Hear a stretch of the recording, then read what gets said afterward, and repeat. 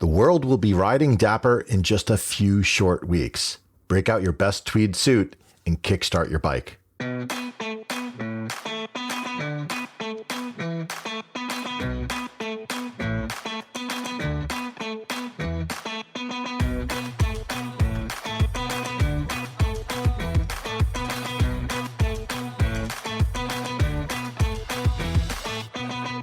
Welcome to the Throttle and Roast podcast.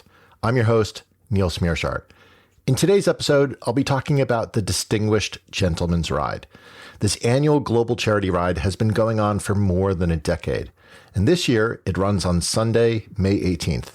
No matter where you are in the world, there's probably a ride near you. And if you're not familiar with the DGR, stay tuned as I dive into what it is, how it got started, and how to get involved. So what is it? Well, the DGR, or the Distinguished Gentleman's Ride, is an annual charity ride focused on classic and custom-styled motorcycles and scooters ridden while dressed dapper in a parade ride to raise funds and awareness for men's health. And it was founded in Sydney, Australia in 2012, where it was inspired by Mad Men's Don Draper sitting astride a motorcycle, a classic motorcycle that is, in a full suit. And from that sort of beginning of seeing that sort of imagery, they created this vision where all sorts of motorcyclists are dressed in their best and riding for celebrating and just enjoying the rides. Now, they partnered with Movember to raise money for men's health. It's really to focus on two specific issues related to men's health. The first one is prostate cancer. And in the past few years, they've also expanded to include mental health and suicide prevention. If you know anybody who suffers from any of these, this is a great opportunity to get out on your bike and do something to support those people who are going through some difficult times. It has become a worldwide event. In fact, in 2023, they saw over 100,000 riders in nearly 900 cities in more than 100 countries take part in this global event. Now, I've been participating in the Distinguished Gentleman's Ride since 2017. So I've been doing it for quite a while, maybe not from when it first began, but fairly early on. But the last few years, I've joined the Rhinebeck, New York event. Rhinebeck is smaller than the New York City ride that I'd done previously. But I find the area up in Rhinebeck, that whole Dutchess County, is just such a wonderful place to go riding. I prefer to do that as opposed to dealing with all the traffic in Manhattan. So it's kind of why I picked that. The other thing is that Rhinebeck does still have a good mix of bikes, despite being a smaller location than major cities around the globe. And Triumph, of course, has been a long-term sponsor, and their modern retro bikes are well represented at Rhinebeck as well as many other locations around the globe. Now, you will find if you actually go to one of these events, you're going to see a tremendous number of actual classic motorcycles, not just the modern classics like Triumph has been building in the recent years, but you'll see some actual classic bikes, which may even be Triumphs. You may see some Hondas from the 70s. And of course, there's a ton of BMWs like my 1972 BMW R75/5. And of course, many other brands, but there's definitely a lot of great viewing that you can see of all these wonderful bikes. And of course, modern classics like those from Triumph that we talked about, as well as from Royal Enfield. And there's usually at least a few or a handful of Ural sidecars, which of course were based on an older BMW design. They still have the horizontally opposed flat twin, but with a extra wheel rather hanging off to the side and a sidecar, which makes it really fun when you can bring your dog also dressed up in a fun suit. So it's really cool to see some of these various things going on. Now, beyond some of the classic looking bikes, both modern retros and the actual vintage bikes, you also see, of course, a ton of cruisers with all of their chrome. And this is part of the style guide that you'll see within the Distinguished Gentleman's Ride, where they call for certain styles of bikes. So they do want that more classic appearance. A plain old cruiser, not something with a large fairing and pretty much sticking to that old aesthetic. That will be certainly one of them. Now, they do allow you to ride in a modern bike, like an ADV bike or a sport bike, those type of bikes, full fairing cruisers, as I mentioned. But what they'll typically do is they'll ask you to kind of sit towards the tail end of the ride, because the imagery that they're trying to convey is that old classic bike. Sometimes people will do it in a tweed suit. Other times people will do it in other types of outfits. So there's a bit of a variety. Now, the route is typically going to be about 30 to 40 miles.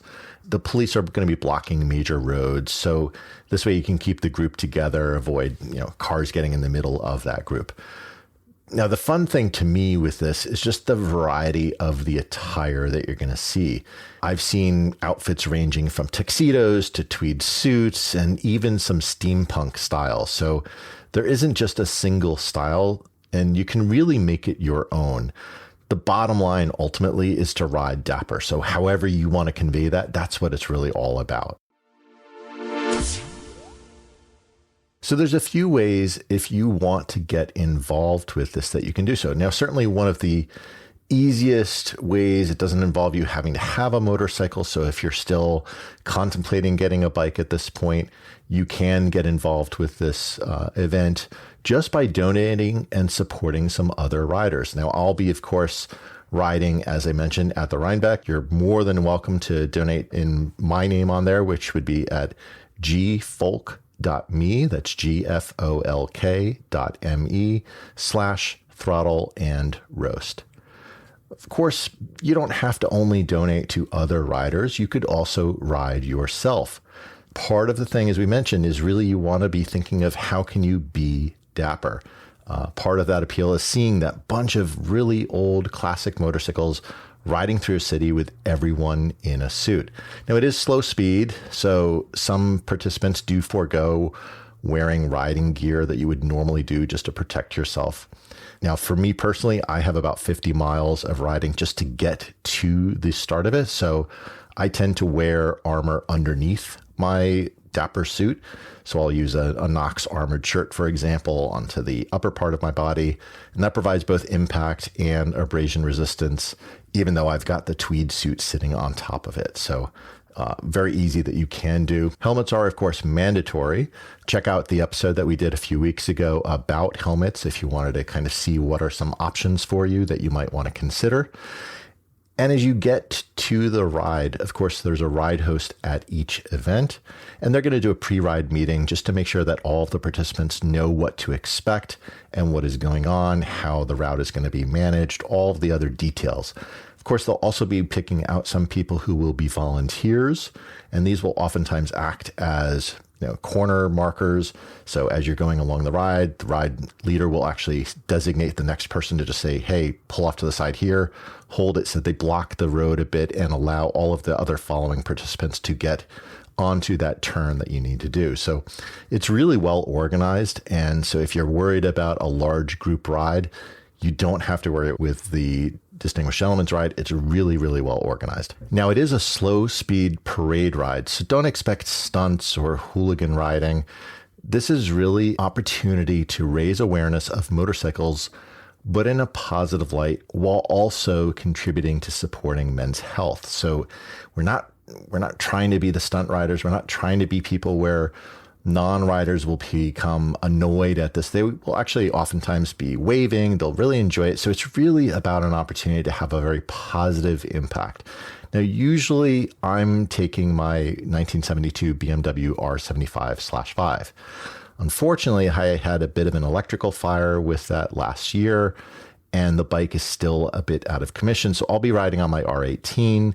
It's still going to be that classic look, even though it is a cruiser. It looks very much like the 1932 R5 from BMW.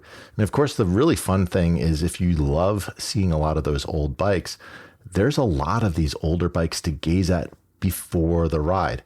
And we've got from when you're supposed to meet till the ride time, it's usually about 90 minutes before the ride actually begins. So this way people can accumulate, they can get together. They can make sure that we have all the ride meetings. They can make sure they can get all of the volunteers for the corner markers, all sorts of other things, get them together. But you have plenty of time to grab some pictures of some of the other bikes, talk with your fellow riders, and just enjoy seeing some of these really, really old bikes. So those are the first two ways that you can get involved. Of course, the last way that you can get involved is by being a spectator. You can find the nearest ride to your location from the DGR website. So if you go to www.gentlemansride/rides, you'll be able to find all of the various countries that are participating in there and select your country. And then you can see all of the ride locations that are available. And there's so many of them. As I mentioned just a couple of years ago, there was over 900 locations globally. There's going to be something that's going to be within a reasonable travel distance for you in all likelihood. And you can find something to even just go and be a spectator. So you can reach out to the ride host, of course, for getting more details on what the route is. So you can find that opportune place just to get a good spot to be able to watch the ride as it goes by. So this is just a very quick episode. We covered the Distinguished Gentleman's Ride and how Ride Dapper might become a part of your vernacular if you actually participate in this. We also shared some ways that you can get involved by donating, riding, or just spectating at your local event. I'll have links in the show notes for where you can register to ride, of course, where you can learn a little bit more about the Distinguished Gentleman's Ride, as well as I'll put in the link for that episode that we had on helmets, just in case you don't have a particular helmet that at this point, you can see what other some options that would work for you in this case. The question I'd had for you, though, is are you planning to participate in the DGR this year? If so, I'd love to know where in the world you're going to be riding. So share your thoughts by clicking the text the show link in the show notes or leave a voicemail at throttleandroast.com/voicemail. Thanks for listening. I'll talk to you next week. Hey, if you enjoyed this episode, please tell a friend about the show. You can often share an episode directly from your podcast app, or you can direct them to throttleandroast.com. Word of mouth is the best way for us to grow and find new listeners, so I really appreciate your help.